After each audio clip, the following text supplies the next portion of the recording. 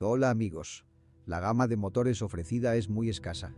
El turbodiesel de 2,7 litros fue desarrollado por Ford junto con SA y se utilizó en el Jaguar S-Type y en el Peugeot 607. Sin embargo, allí era biturbo y desarrollaba 220 CV. En Land Rover, su potencia es de solo 190 caballos, lo cual es demasiado poco para un SUV grande.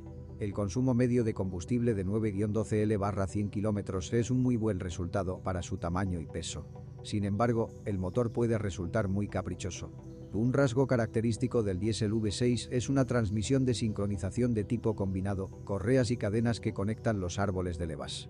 Una correa de distribución se encuentra en la parte delantera del motor y la otra, para la bomba de inyección de combustible, en la parte trasera, en el lado de la caja de cambios. El acceso a la correa de la bomba de inyección de combustible es difícil y, para reemplazarla, el fabricante exige arrancar la carrocería del bastidor.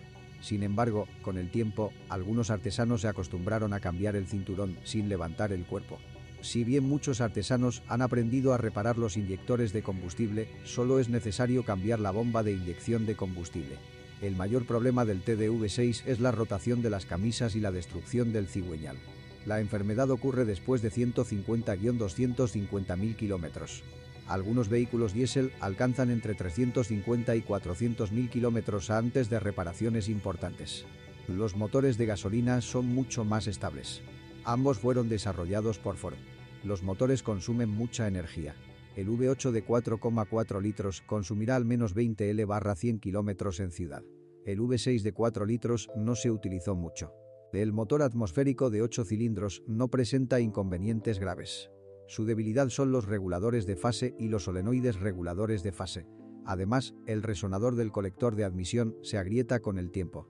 Los motores estaban acoplados a una transmisión automática ZF6 HP26 de 6 velocidades. Los propietarios de SUV británicos se quejan de vez en cuando de fugas en la caja de cambios. Puede ser necesaria la intervención de un especialista en el vehículo después de 250-300.000 kilómetros. Más a menudo es necesario reparar el convertidor de par. En el camino, los paquetes de embrague, solenoides, casquillos y cuerpos de válvulas pueden desgastarse. Después de 250-300.000 kilómetros, la caja de cambios delantera o trasera puede aullar. Un mantenimiento descuidado, tipo de aceite incorrecto o retraso en cambiarlo, puede provocar desgaste en los cojinetes de la caja de transferencia. Y después de 250-300.000 kilómetros, su cadena puede estirarse. Los bloques silenciosos y los brazos oscilantes delanteros deben actualizarse después de 80-120.000 kilómetros. Los silent blocks de suspensión trasera duran más de 200.000 kilómetros. En configuraciones ricas, las cámaras de aire se desgastan entre 200 y 250.000 kilómetros.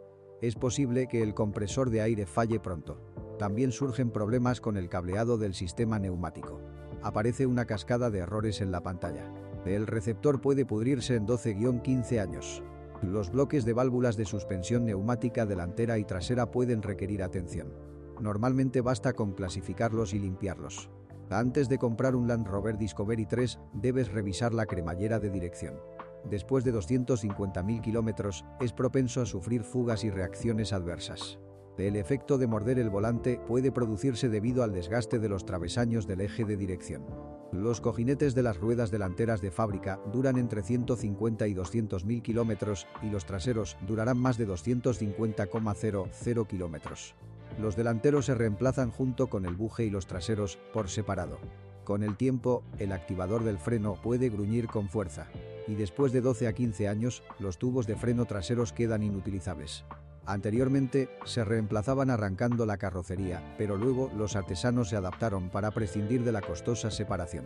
Land Rover Discovery 3 no solo es un coche muy complejo, sino que también está lleno de soluciones inusuales que obligan a acudir únicamente a centros de servicio especializados. Un ejemplo sencillo. En las versiones con suspensión neumática, después de reemplazar las varillas de dirección, es imposible ajustar los ángulos de alineación de las ruedas sin una computadora especializada. A veces se encuentra corrosión en el marco. Antes de comprar, conviene comprobar cuidadosamente su estado. Pero el óxido es más activo en los umbrales de la carrocería, debajo de las molduras de plástico. Se pueden formar agujeros después de 12-13 años de uso. La reparación de los umbrales costará unos 20.000. En el camino, los reposapiés también quedan inutilizables. Después de 200-250.000 kilómetros, el panel de instrumentos puede volverse deprimido.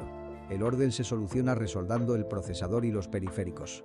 El generador debe repararse después de 250-300.000 kilómetros. De vez en cuando es necesario cambiar los sensores de aparcamiento delanteros o traseros. Debido a los desagües del techo corredizo obstruidos, puede aparecer agua en los pies del conductor y del acompañante. Allí también se colocan mazos de cables eléctricos que con el tiempo se deterioran y aparecen fallos en el funcionamiento de los equipos eléctricos. En los ejemplares más antiguos, los tubos del circuito del aire acondicionado trasero se pudren. Si conoce otros fallos de funcionamiento del modelo, asegúrese de escribir sobre ello.